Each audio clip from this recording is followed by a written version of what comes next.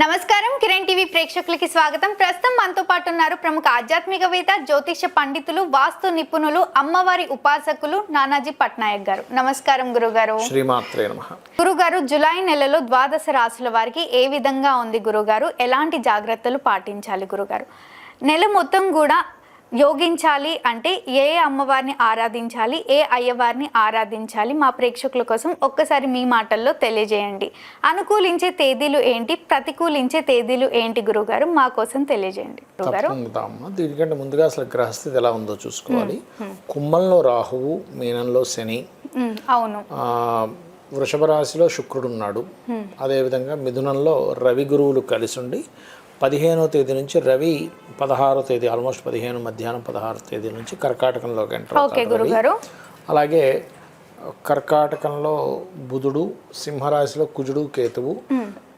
ఈ యొక్క చంద్రుడు 1వ తేదీ నుంచి మొత్తం మనకి కర్కాటకం వరకు ఈ యొక్క 30 రోజులు సంచారం అనేటువంటి జరుగుతుంది. ఈ మాసంలో 31 రోజులు, జూలై మాసం కాబట్టి. గురుగారు, మేషరాశి వారికి అసలు ఏ విధంగా ఉంది గురుగారు జూలై నుండి?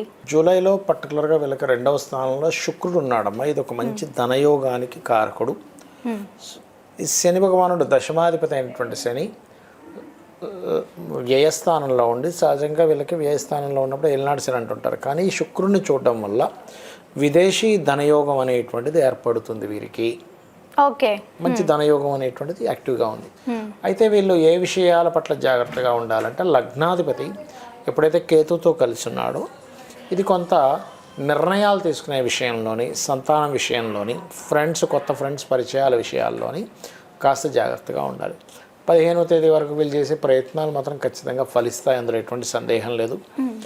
అలాగే మరొక విషయం ఏంటంటే, ఇక్కడ 28వ తేదీ వరకు కుజకేతువులు కలిసి ఉంటున్నారు పంచమ స్థానంలో. కాబట్టి 25వ తేదీ వరకు ఐవీఎఫ్లు, ఐయుఐలు చేయించుకునేవారు కాస్త కొత్త స్నేహితులతో పరిచయం అయ్యేటువంటి విషయాల్లో కొంత జాగ్రత్తగా ఉండాలి.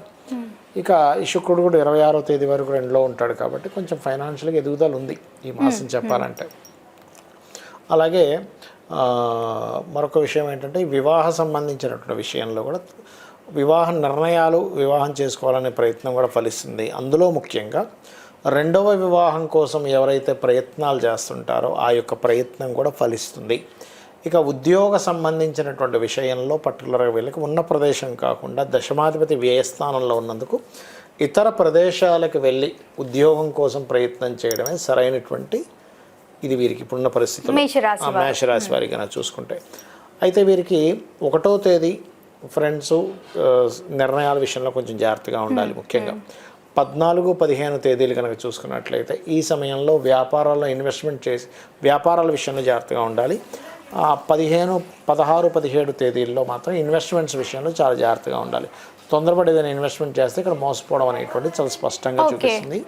ఇక వీళ్ళు ఎక్కువగా నవగ్రహాల్లో కుజుడు, కేతువు గ్రహాల దగ్గర దీపారాధన చేయడము, సూర్య భగవానుడికి అర్ఘ్యం వదులుతూ అందులోనే దక్షిణామూర్తిని, అదేవిధంగా సుబ్రహ్మణ్యేశ్వర స్వామిని, గణపతిని ఆరాధించడము, ఇవి గనక చేస్తున్నట్లయితే అన్ని విధాల వీరికి బాగుంటుంది. గురుగారు, జాతకం తెలియనప్పుడు లేదా రాసులు తెలియనప్పుడు ఇవే చూసుకోవాలా లేదా పర్సనల్ చార్ట్ ఏమైనా చూసుకోమంటారా? ఒకటమ్మా, పర్సనల్ చార్ట్ చూసుకోవడం అంటే వాళ్ళకి డేట్ ఆఫ్ బర్త్ ఉండాలి. అవును. తెలీదు అన్నప్పుడు ఏంటంటే వాళ్ళ పేరు మీద చూసుకుంటారు. పేరు మీద చూసుకునేది ఒక 10 to 15% మాత్రమే పనిచేస్తుంది. ఈ గోచారం అనేటువంటిది మాత్రం, గోచారం కూడా 10 to 15%. పర్సనల్ చార్ట్ ఎక్కువగా పనిచేస్తుంది ఎప్పుడు కూడా. అంటే మీరు పుట్టినప్పుడు ఉన్నటువంటి సమయం, ఏ సమయంలో పుట్టారు, అప్పుడు ఏ లగ్నం గడుస్తుంది, ఏ నక్షత్రంలో పుట్టారు, దాన్ని బట్టి ఏ మహాదశతో మీ లైఫ్ ప్రారంభమైంది, నవగ్రహాల్లో కూడా ఏ గ్రహం ఎక్కడ ఎలా ఉంది. ఇప్పుడు ఉదాహరణకి వాళ్ళు ఎదగలేకపోతున్నారు, లగ్నం బలహీనంగా ఉంది, లగ్నాన్ని ఎలా దాన్ని స్ట్రెంగ్తన్ చేసుకోవాలి. ఇప్పుడు ఎంత ప్రయత్నించినా ధనపరంగా ఇబ్బంది వస్తుంది. ధనాధిపతి ఎలా ఉన్నాడు, శుక్రుడు ఎలా ఉన్నాడు, అది చూసుకోవాలి.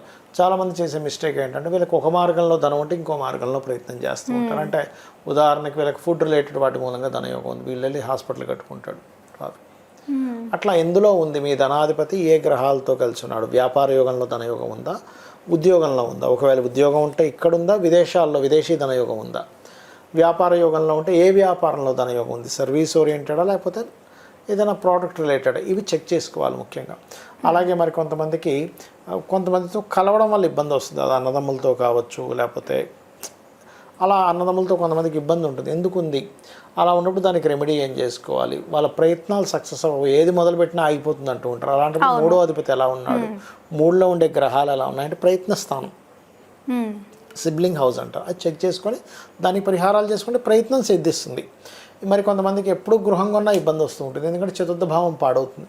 చతుర్థ భావం పాడైతే ఏమవుతుంది అంటే వీళ్ళకి విద్యా విషయంలో ఇబ్బంది, గృహాలు కొనుక్కుంటే ఇబ్బంది, ఎప్పుడు ఏదో ఒక బ్యాడ్ నేమ్ రావడం జరుగుతూ ఉంటుంది. శీలస్థానం అంటారు. అలాంటప్పుడు చతుర్థాధిపతి మహాదశలు నడుస్తున్నాయి, ఇది ఒక్కోసారి హెల్త్ని కూడా ఇబ్బంది ఇస్తుంటుంది, ఎందుకంటే ఇమ్యూనిటీకి వ్యయస్థానం కాబట్టి.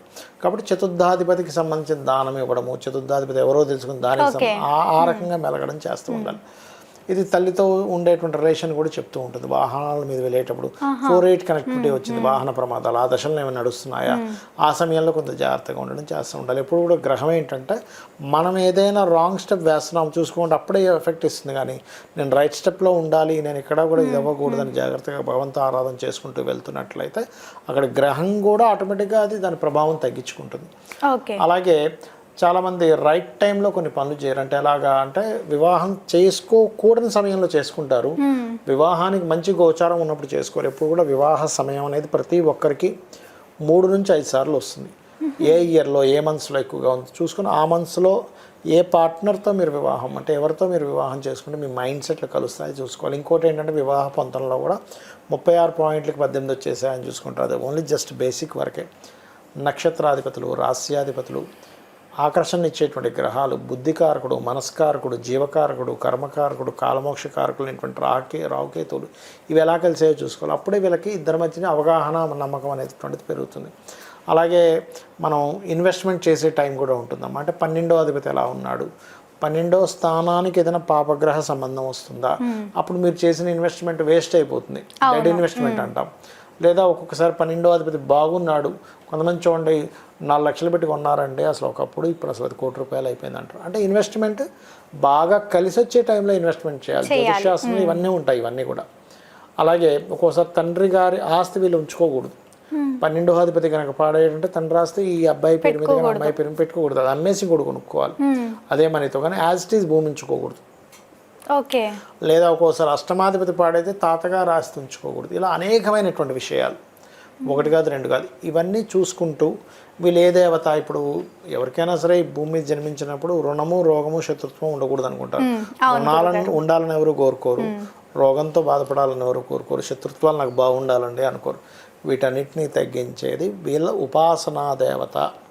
అంటే పంచమాధిపతి ఎలా ఉన్నాడు, చాలామంది తెలియక పంచమాధిపతి పాడైపోయినా ఆ రింగ్ పెట్టుకుంటారు. అసలు ఏ రత్నం ధరించాలి, రత్నం వల్లే మొత్తం కోటీశ్వరులు అయిపోతారు అనుకోకూడదు, జస్ట్ సపోర్ట్ పనిచేస్తుంది.